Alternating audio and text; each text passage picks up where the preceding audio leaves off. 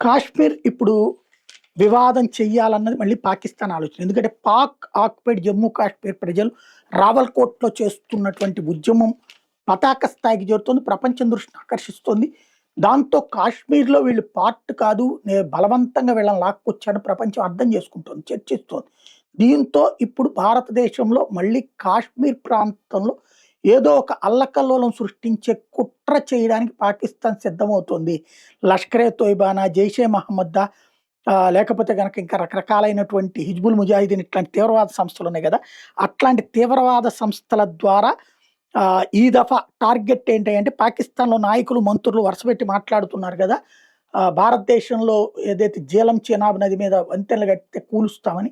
ఇప్పుడు ఆల్రెడీ కన్‌స్ట్రక్షన్‌లో ఉన్నటువంటి ప్రదేశాలు పేల్చడం గాని, లేదంటే గనక కట్టి ఉన్న వంతెనలు కూల్చడం గాని చేసి, ఉగ్రవాదుల చేత చేయించి కాశ్మీర్ పౌరుల యొక్క స్వేచ్ఛ కోసం ఈ పని చేస్తున్నాం అన్నటువంటి పదాన్ని వాడేందుకు ప్రయత్నిస్తున్నది అన్నటువంటిది ఇంటెలిజెన్స్ సమాచారం.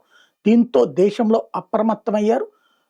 ఈ ప్రాజెక్టుల దగ్గరన జాగ్రత్తలు తీసుకుంటున్నారు.